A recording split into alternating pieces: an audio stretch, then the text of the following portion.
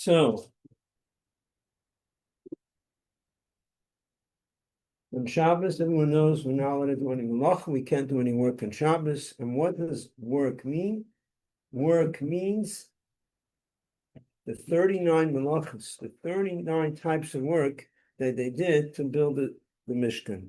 And this is derived from the Torah, from different psukim, the verses, how they're written next to each other. Then we learn out that when the Torah says you can't do malacha, you can't do work on Shabbos, it means the work that was done for the building of the Mishkan. Anything that was done for the building of the Mishkan is called malacha. That's what it means, work, that you can't do work on Shabbos. So work doesn't mean what we call work. Work means what was necessary for the building of the Mishkan. The first malacha in the building of the Mishkan is the malacha of zoireya, planting. Zoireya.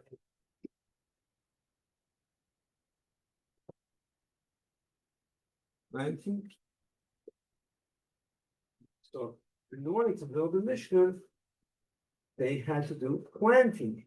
Now, what's the connection of planting with building the Mishkan? Because for the building of the Mishkan, they needed to have the covering of the Mishkan. So the Mishkan was comprised of beams and bars going through, holding the beams together, wooden beams. And then there was the covering of the Mishkan. The covering of the Mishkan was from threads of wool and linen woven together, dyed in different colors. So in order to create a dye, different colors, blue, red, all different types of colors, in order to make those colors, to make the dye, you need a certain type of herb that grows and creates that dye. And then you take that herb and you grind it and you mush it together with water and you boil it and you create a dye. So you needed to plant to get those herbs in order to create that dye, to dye the covering of the Mishkan. That's where the malacha of Zereh planting comes from. Now they were in the desert. How do you plant in the desert? Nothing grows in the desert. It's a miracle. Hashem said that to build a Mishkan and they needed a dye, so okay, let's plant. Even though it doesn't make any sense. You know, when Hashem says something, you do what Hashem says. You don't say, well, it doesn't make sense. Just do it. Hashem told Abraham to bring the son Yitzchak on the Akedah, and he was walking with Yitzchak. And then all of a sudden, and the Satan tried to stop him, so all of a sudden there was a river in front of him. How's he going to walk through the river? It didn't make any sense. But Hashem said to go, so he started walking into the river. Didn't make any sense, because eventually he's going to drown. But Hashem said to go, so he's doing his part. So he went up until his neck. And then it didn't make any sense to go, because then he wouldn't be able to do what Hashem told him anyway. So they planted, and a miracle happened, and it grew. So that's how we get the malacha of Zereh, planting. So no planting and seeding on Shabbos. What does that mean on a practical level? Practically, that means that when you are sitting outside in your garden, your backyard, and there's grass over there, and you're drinking, be careful that it doesn't spill on the grass or on the earth, and if it's earth that can grow. Is that with all liquids or just with water? And the answer is it's primarily just with water. Other liquids that have acid in it, like orange juice, things like that, acidic, is not really an issue. But the Alter Rebbe says it's good to be strict, even by all other liquids, not to spill the liquid on the ground, on the grass. Also, if you have plants, and in order for plants to grow, they need sunlight. So in the morning, the curtains are closed. So if you have plants, you can't open the curtains. It's going to be dark in the room all day. I'm just kidding. You could open the curtains, but if your reason why you're opening the curtains is intentionally for the plants, then you should not do that. opening up the curtains, you need light. But the opening up specifically for the plants, like, okay, you're going to show, you get up, it's dark, there's enough light to do, you don't need the light. Oh, I need to open up the curtains because of my plants. You shouldn't do it. It's not in the same category like someone putting the seed in the ground, but it's not allowed. It should not be done. And then we have the malacha in connection with seeding, planting is plowing, because you need to plow. You plow and then you put the seed in the ground. You have the malacha kleinish, plowing. Okay, so no one's going to plow on Shabbos anymore, right? And what does it mean practically? Practically, that means if you're having a picnic outdoor and there's a table and the table is in the wrong place and you want to bring the table from here to here. So there's two ways how to bring a table. Pick it up, or the lazy way to drag it. Right? Easier.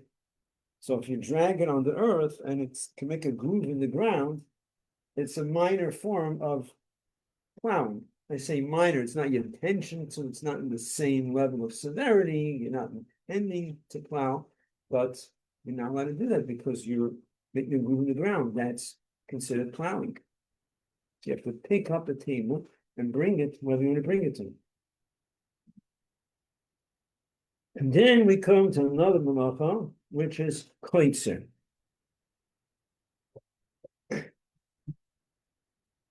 Malacha of koitzer. Koitzer means harvesting. Harvesting includes anything that's attached to the ground and you disconnect it from the ground. That's in the category of harvesting. So harvesting primarily, the term harvesting refers to like harvesting I believe the wheat. But if you picking fruits from the tree, that's also included in harvesting, because any time that you are disconnecting something that's attached from the ground, that's included in the malacha of harvesting. Now it's important to mention, so where was this in the Mishkan? Where do you have kites in the Mishkan? They just spoke about the herbs. They did seeding for the herbs to grow. They have to harvest it. But if it's only prohibited what's done, so now a general question. If it's only prohibited what was done in the Mishkan, so why is it prohibited to pick fruits from the tree? They did not, for the building of the Mishkan, they did not pick apples from the tree. So why is that prohibited? Because it's halacha Moshe Messina. Moshe Messina received, we know it's halacha Moshe Messina, right? Moshe Messina received in Har Sinai, the interpretations of the Torah, that not only things that were done in the Mishkan is prohibited, but anything that's exactly similar, anything that's synonymous to what was done in the Mishkan is equally prohibited. Those has to have the same exact criteria, and it's also prohibited, even though it's not that specific act wasn't done in the Mishkan, but it's similar, so it's also prohibited. So anytime you disconnect something from the ground, whatever it is, pulling out a tree, picking fruits, tearing leaves from the tree, tearing branches, it's equally prohibited. So you can't disconnect anything from the ground. And the Chachamim came along and said that we're going to prohibit we can prohibit also things that are not prohibited by the Torah, but because we're concerned that you might come to tear things from the tree, so we're also going to prohibit acts that you wouldn't think is an issue. Like, what's the big deal? I want to put something on a tree. I want to do something on the tree. I want to take it off. Chacham said, you're not allowed to do that, because we're concerned that if you do that, you might come to sever things from the tree. You might tear branches, you might tear leaves, you might tear fruits from the tree. He said, you can't use a tree at all. You can't put things on a tree, take things off the tree, sit on a tree. You can't do that. Because you might come to tear things off a tree. You're allowed to put things on a tree. You can need eventually to tear things off the tree. So it's prohibited to use the tree at all. And there's an interesting halacha, and that is if a person, let's say, decided to climb a tree on Shabbos, and he knows it's not allowed, and he doesn't care, and he climbs up the tree anyways, and then he decides to do tshuva. He realizes, I did the wrong thing. I don't want to be on a tree. I'm not supposed to climb on a tree. I want to get down. Well, come say, because you transgressed what we said, that you're not allowed to be on a tree and you climb on the tree on Shabbos, so you have to stay on the tree. You have to stay on the tree the whole Shabbos. A punishment. In other words, assuming the person now is in the state of mind that he wants to listen. He climbed on the tree, he didn't care. But we're discussing now he's on the tree and he says, oh, what do I do? I'm not supposed to use a tree, I'm allowed to climb down. If he did it intentionally, then he knew you're not allowed. He said, I don't care. I know you're not allowed, but I don't care. I'm climbing onto a tree. And he did it on Shabbos. And then he realizes he's supposed to stay on the tree the entire Shabbos. And that's not if it was unintentional. That was intention. He didn't know, wasn't aware, he thought it's allowed, then we don't give him that penalty.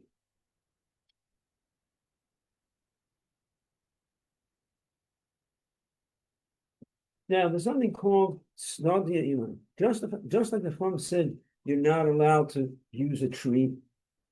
Chum also said you're not allowed to use the side of a tree. I mean the side of a tree. So you can't use a tree at all in any way, putting things on, taking things off, sitting on it. What about putting something not on the tree, but on something that's attached to the tree? So let's say you have a nail knocked into the tree, and you have a towel hanging on the nail, or you have a pail on the nail, and you want to take the pail off the nail or put the pail on the nail. So then it's called, in Shamar, it's called Sidon V'Yilun, the sides of the tree.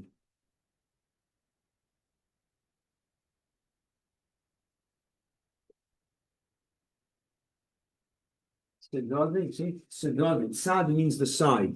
Sidon V'Yilun, the sides of the tree. So Chacham prohibited said you can't make use of the tree. They also included the side of the tree. That not only you can't use the tree, you also can't use quote unquote the side of a tree. I mean the side, meaning, for example, like the nail. The nail is knocked into the tree.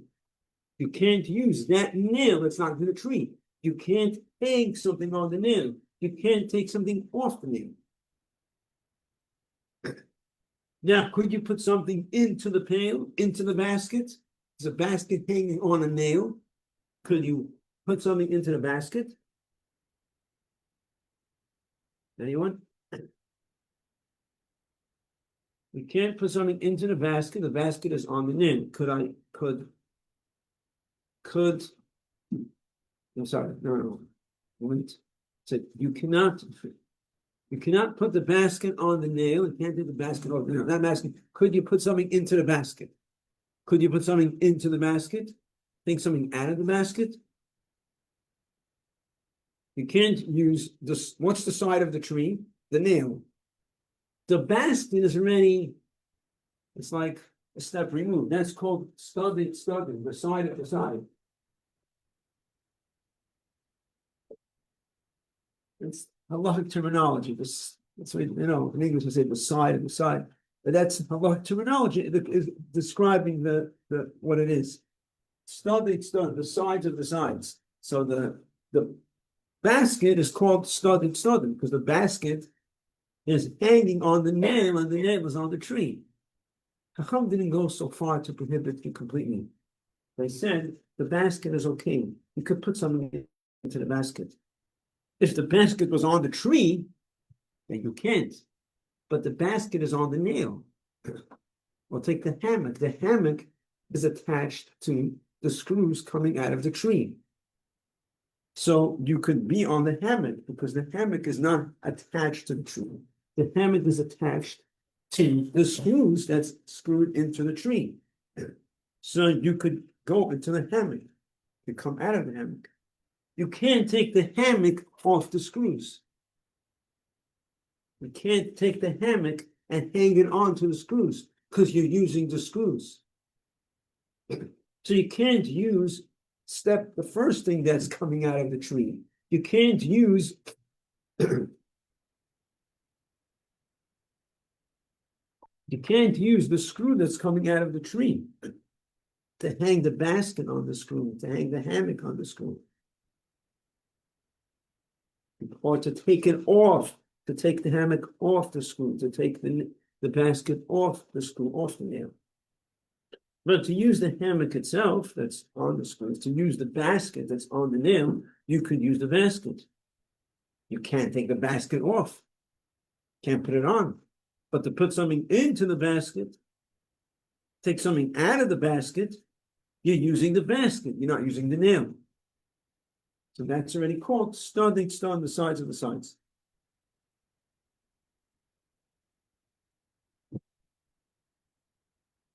Is this understood? Now, could you lean on a tree? So leaning on a tree is like this. The other day, actually, someone came over to me and told me, this people don't know halachas and have to be taught. People don't understand. He was talking to someone, and he was touching the tree, and I was telling the person, someone was telling me, and I was telling him that you don't touch a tree. I explained to him that there's no real problem touching the tree. It's if the tree is going to move when you touch it, then you can't because it's muktzah. But if the tree is sturdy and you touch the tree and it doesn't move, you're not to touch a tree. You can't lean on a tree. So a tree has two issues. There's the issue of muktzah, if it moves, and then there's the issue of using. Now, here the whole conversation is about the using of a tree. You can't use a tree. Ordinary muktzah, you put things on it and take off. Over here, you can't use it. What we discussed till now. It's not about moving, it's about using it. So you can't use the tree. So now I'm discussing specifically leaning against the tree. If I lean against the tree, is that called using the tree? Yeah. But it's only if you're leaning in such a way that if someone was to hypothetically remove the tree, you would fall. You would lose your balance. It means you're putting all your weight on it. Putting all your weight, that if someone moves a tree, you lose your balance because all your weight is on it. That's called leaning on the tree.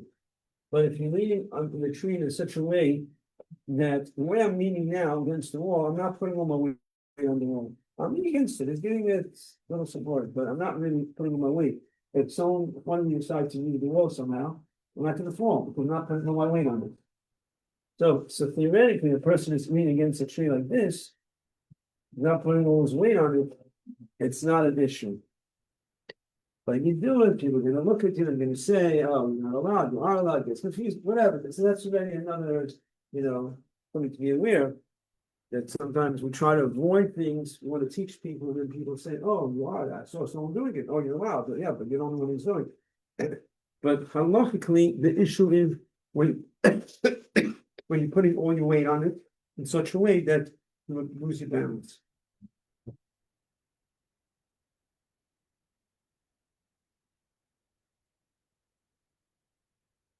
Another interesting example of using tree, and this also is, I remember when I was in upstate, so there were kids playing.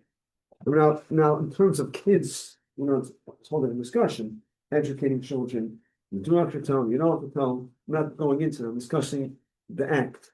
So there's cute. One kid is standing against a tree like this, and the other kid is like playing, and going to take a rope and tying it to the tree.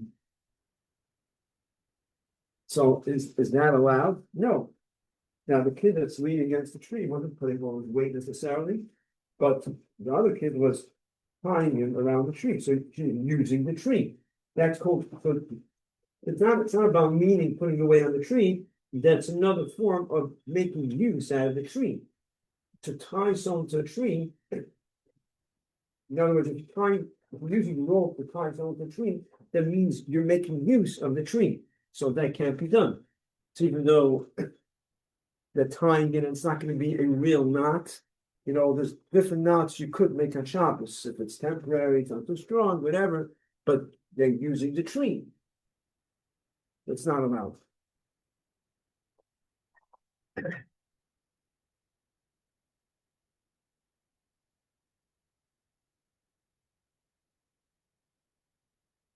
Now, there's another malacha called me'ame. Me'ame. Any questions this malacha? Is clear? About the tree and everything? Yeah? Okay. Oh, another thing, a tree stump. A tree stump. Sometimes people don't think about a tree stump. Once upstate, there was a tree stump, and they decided to use it to make a bench out of it. So they stood in like a plank of wood onto the tree stump like this. It saves you from all the construction. You want to have another bench. The tree stump is there already. You're just not trying to piece of wood of it, they have a bench. But this way you can't use a tree, you can't use a tree stump. Same thing.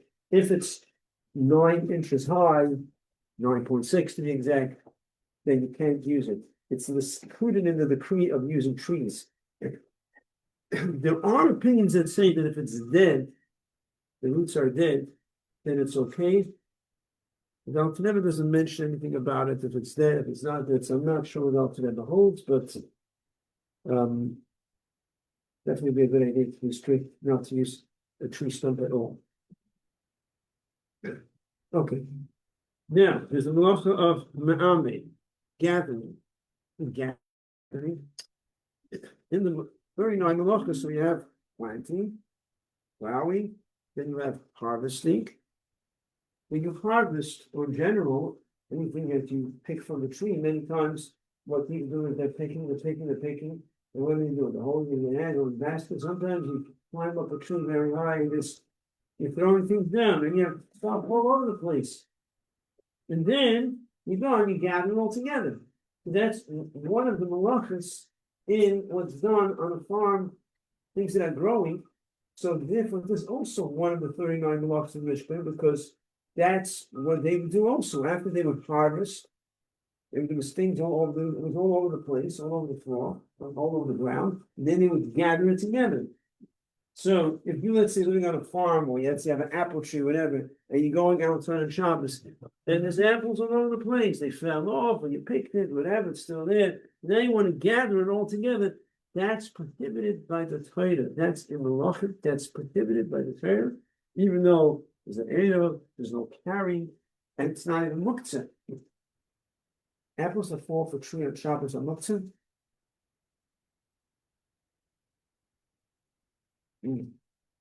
Yes, they are. Apples that fall, fruits that fall for tree on Shabbos are muktzah. I'm discussing, let's say, it fell before Shabbos. It's not even muktzah. But if it's in its place, next to the trees where it grew and it fell off over there in that area, you're not allowed to gather it together. So it's not muktzah. If it fell off the tree on Shabbos, on Yom Tov, same thing, then it's muktzah. Why is it muktzah? Anyone knows why it's muktzah? Why is it muktzah? Chama said, if fruits fall off a tree on Shabbos and Yom Tov, you're not allowed to eat it. Because we're concerned that, what? You might do it on Shabbos. You might pick it on Shabbos and Yom Tov. It fell off on Shabbos and Yom Tov. Fell off today. Okay, so it fell off today, it fell off by itself. What's the difference? It could lead a person to pick it himself. So they said, you can't eat it. If it falls off the tree on Shabbos and Yom Tov, you can't have it. You can't eat it. Now, if you can't eat it, so what use does it have for you from Shabbos and Yom Tov? Does it have any use? It's zero use, right? Food that's edible, and you can't eat it Shabbos and Yom Tov, has zero use. Because you're not feeding it to animals, because you could eat it after Shabbos. So in the rules of muktzah, something that is useless that is okay, lack of a better term, a dysfunctional item becomes muktzah because it has no function. So it becomes muktzah. So therefore, being it fell off on Shabbos and Yom Tov, and you're not allowed to eat it, so it is muktzah. It fell before Shabbos, Yom Tov, it's not muktzah. So you could bend down, if it all fell before Shabbos, and pick it up and eat it, but if you want to start gathering it together, even though you know it's fell before Shabbos, not muktzah, but you're not allowed to gather it in its place. In its place where it grew, you're not allowed to gather it. In your home, different story. Fridge opened up and all the apples came falling out, no problem. But in the place where it grew next to the trees, in that area, you're not allowed to gather it together.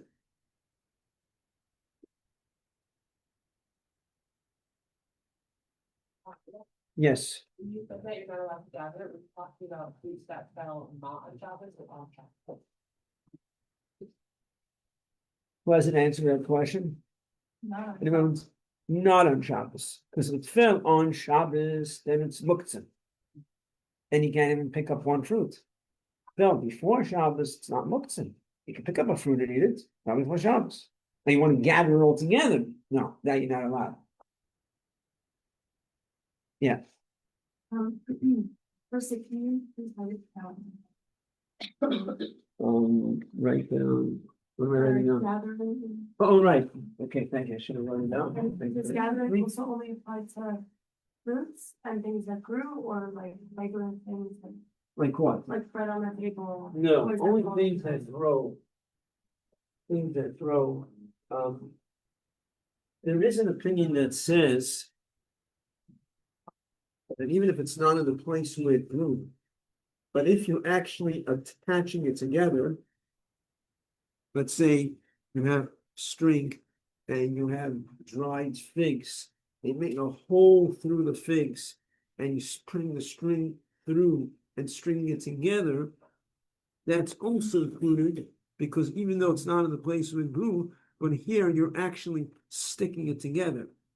Because you're actually sticking it together, there's an opinion that says that this will also be prohibited by the Torah.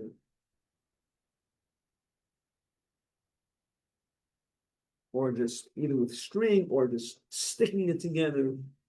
So you take a bunch of dates and stick it together. You really just sticking, like you want to make like one big thing. All the dates are stuck together, push it together. You can't do that also because you're actually connecting it together. So, oh, I did. It's right over Ma'amir. Ma'amir, which means gathering. I mean, it's a specific term for gathering or discussing things that are growing, things that are growing and on the ground. Not the general word for gathering is mekabes, saying the simple term like mekabes. I said Hashem is going to gather the dispersed Jews. Mekabes Am Yisrael. Shef comes, will gather everyone. So then it's mekabes. So the term ma'ameh, even though we say gathering, but it's a term referring specifically to what we're discussing over here. Things are falling from the tree or from the things that are harvested and they're all over the place. So that's the term we're using over here, ma'ameh.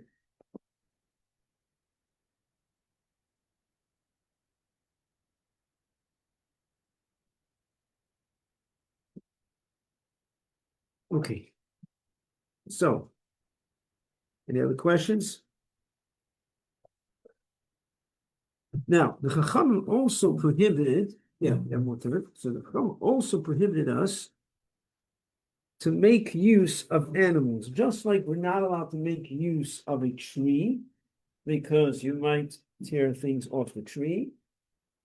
So too, they also said you're not allowed to make use of an animal because you might tear something off a tree. What's the connection that you can't make use of an animal because you might tear something off a tree? It's like two separate things. Because it was common that you used to use a whip on a horse, you need a whip to whip the horse. So you're going on a horse and you might tear a branch off the tree, so you have a whip for the horse. You got the horse to go. They said you can't ride on a horse in Shabbos. Can't ride on any animal in Shabbos. And once they prohibited that, they already included all animals. You can't make use of any animals on Shabbos. Use means putting things on it, taking things off it. You're not allowed. So here becomes a big issue in regards to pets. Question is, if someone has a pet, what do? And recently I saw a lenient opinion, which the Alter Rebbe doesn't bring, which I think the Alter Rebbe doesn't agree with this, but I'll teach you first the way I always taught, which seems that's what the Alter Rebbe holds, that even with your own pet, the prohibition exists. However, what is allowed become more lenient with a pet, or for that matter, any animal that needs your assistance.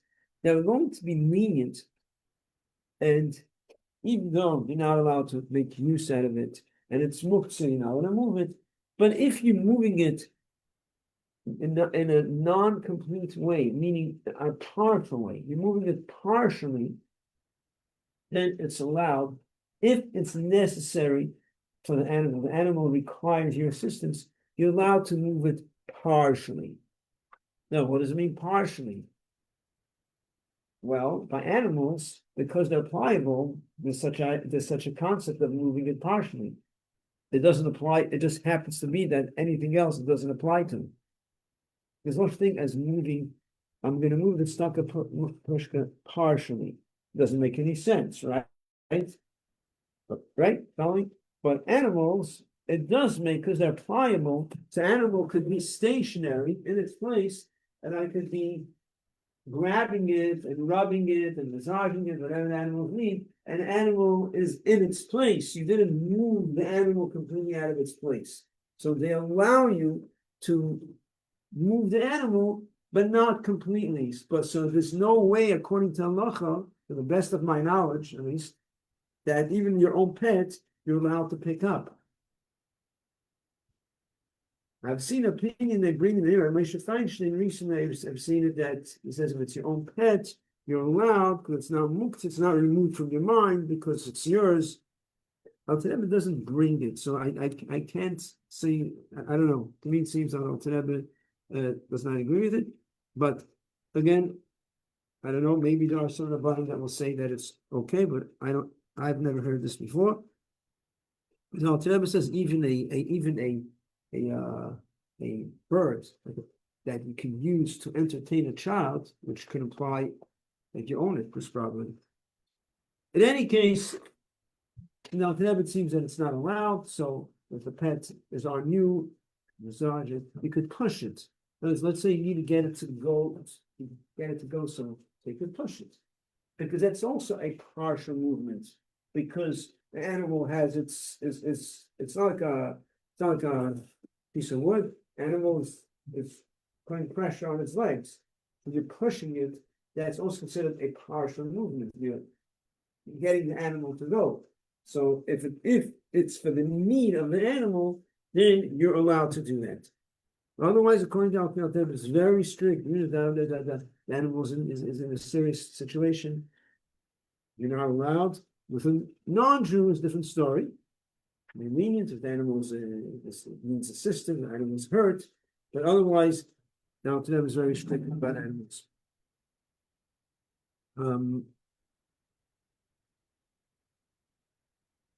Any questions? Yeah. Lulav is hold by Moshe Feinstein. Lulav is called by Moshe Feinstein. It's not that good question. Do we go by him? And the answer is that it's not a simple answer. It's like almost anything else. You take it by face value, meaning every situation is different. Depends what it is. Depends what the topic is. There's when it comes to halacha, halacha is very complex. There's different opinions when it comes to different halachas. And certain things we will rely on, certain things we won't rely on. It's like anything else, and it's an opinion, and the rabbanim have to look into it based on what he's saying. and what's the source, and based on what Al Rebbe holds. It's not one blow fits all. That's really what in simple words, it really depends on what it is. The Rebbe was very fond of the Moshe Weinstein, The Rebbe was very fond of it. The Rebbe liked it very much. The Rebbe, another time we could talk more about it. But in a nutshell, the Rebbe held of it very highly of him. But it doesn't mean that we accepted every psak he gave. The Rebbe didn't accept every single psak. Certain things that came to the call of Akum, non-Jewish milk, and he was lenient, and Chabad did not accept.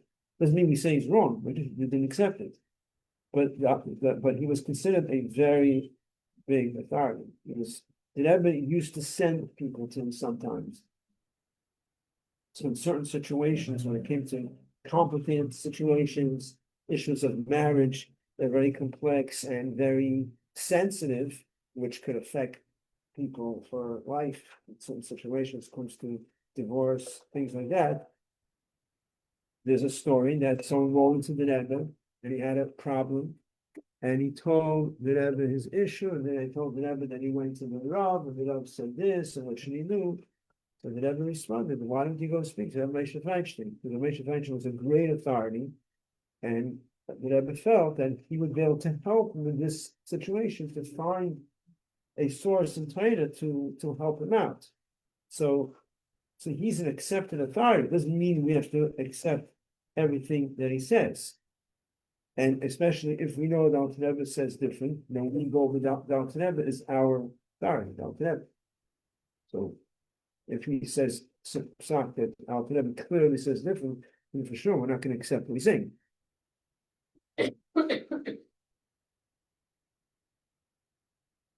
Okay, we continue the Mitzvah Hashem. Good day, everyone.